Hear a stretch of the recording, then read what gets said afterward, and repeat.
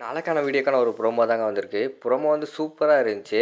நம்ம ஜானகி இருக்காங்கல்ல, அவங்களோட தாலி செயினையே அடமானம் வச்சு கதிர வந்து ஜெயிலுக்குள்ளேருந்து வெளியில ஜாமீன்ல கூட்டு வந்துட்டாங்க அப்படின்னு தாங்க சொல்லணும். அது மட்டும் இல்லாம நம்ம தனம் இருக்காங்கல்ல, தனம் வந்து கதிருக்காக ஒத்தனவெல்லாம் குடுத்துக்கிட்டு இருக்காங்க. அதெல்லாம் பார்க்குறக்குமா சேனலை மட்டும் மறக்காம லைக் அண்ட் சப்ஸ்கிரைப் மட்டும் பண்ணிருங்க.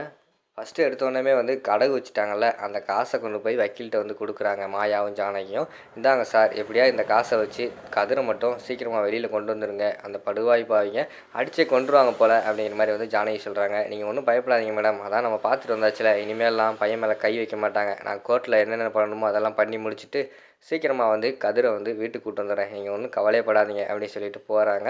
இங்கிட்டு பார்த்தா நமக்கு ஜானகியும் மாயாவும் வீட்டுக்கு வராங்கல்ல, அதை வந்து பத்மா வந்து சொல்லிடுறாங்க. அண்ணே, தாலி கொடியை அடமானம் வச்சு அந்த கதிரை வெளியில் கொண்டு வரதுக்கு எல்லா பிளான் பண்ணிட்டாங்கண்ணே அப்படிங்கிற மாதிரி சொல்கிறாங்க. பயங்கரமான கோபத்தில் இருக்காங்க குடும்பத்தில் எல்லாமே. ஜானகி வீட்டுக்கு வந்தோடனையும் எல்லாருமே கேட்காங்க, எதுக்கு அந்த நகை தாலி செயினை வந்து அடமானம் வச்சுட்டு அவனை கூட்டு வரணுமா, அப்படி என்ன அவசியம் அப்படி இப்படின்னு சொல்லிட்டு பத்மா பார்வதி எல்லாருமே கேட்க ஆரம்பிச்சிடுறாங்க. ஏன் தாலி செயின் நான் அடமானம் வச்சேன், அதை யாருமே வந்து நீங்கள் என்கிட்ட கேட்கக்கூடாது, அவ்வளோதான் சொல்லிட்டேன் அப்படி சொல்லிட்டு ஜானகி வந்து அந்த இடத்துல ரொம்ப ஆவேசமாக பேசிட்டு போகிற மாதிரி தான் காட்டிக்கிட்டு இருக்காங்க. அடுத்து வந்து கோர்ட்டில் வந்து நம்ம கதிருக்கு வந்து ஜாமீன் கிடச்சிருச்சு. அங்கே வந்து வக்கீல் வந்து சொல்கிறாங்க, மேடம் வாங்க மேடம், ஜாமீன் கொடுத்துட்டாங்க, நம்ம போய் கதிரெல்லாம் கூட்டு வந்துடலாம் அப்படின்னு சொல்லிட்டு ஃபோன் போடுறாங்க. சரின்னு சொல்லிட்டு நம்ம மாயா அதுக்கடுத்து ஜானகி 2 பேருமே போகிறாங்க கதிரை வந்து.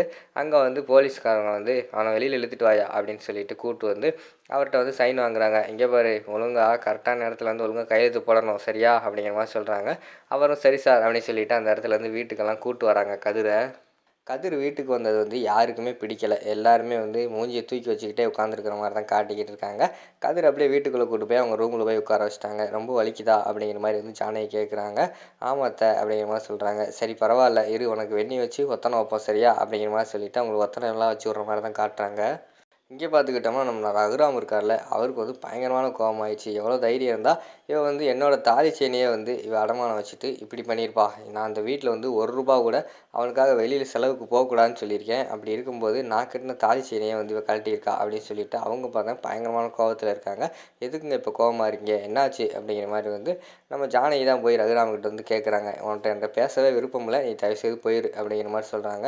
எதுக்குங்க, நான் என்ன பண்ணேன் அப்படிங்கிற மாதிரி கேட்டவனையும், அப்படி நீ தாலி செயினை வச்சு தான் நீ வந்து அவனை கூப்பிட்டு வரணுமா, நான் கட்டின தாலியை விட உனக்கு அவன் தானே முக்கியமாக போயிட்டான், இனிமேல் நீ அவங்ககிட்டே போ, என்கிட்ட வராத அப்படிங்கிற மாதிரி வந்து அவர் வந்து கோவப்பட்டு திட்ட ஆரம்பிச்சிடுறாங்க. இவங்களுக்கு பார்த்தா கண் கலங்க ஆரம்பிச்சிருது. உண்மையும் வெளியே சொல்ல முடியாமல் இவங்க வந்து அந்த இடத்துல கூனி குறுகி நிற்கிற மாதிரி தான் காட்டுறாங்க. அடுத்த சீனில் வந்து கதிர் வந்து வழியில் ரொம்ப துடிச்சிக்கிட்டு இருக்காரு. தனம் பார்க்காங்க. பார்த்துட்டு சார் ரொம்ப கஷ்டப்படுறானே அப்படின்னு சொல்லிட்டு அவங்களும் வெந்நி வச்சு ஒத்தனமெல்லாம் கொடுக்குறாங்க. ஒத்தனம் கொடுத்தோடனே நம்ம இவர் வந்து நினைக்காரு, நம்ம கதிர் வந்து சார் நம்மளை வந்து புரிஞ்சுக்கிட்டு ஏற்றுக்கிட்டாலோ அப்படின்னு சொல்லி நினச்சிக்கிட்டு இருக்காங்க. அங்கே பார்த்தா தனம் வந்து உன்னை ஏற்றுக்கிட்டேன்னு மட்டும் நினைக்காத, 1 மாதத்தில் வந்து நீ எனக்கு வந்து இது டைவர்ஸ் தரேன்னு சொல்லியிருக்கல, அதுக்காக தான் இதெல்லாம் பண்ணுறேன் அப்படிங்கிற மாதிரி சொல்கிறாங்க. அதோட பார்த்துக்கிட்டிங்கன்னா அந்த ப்ரோமோ வந்து முடிச்சிடுறாங்க.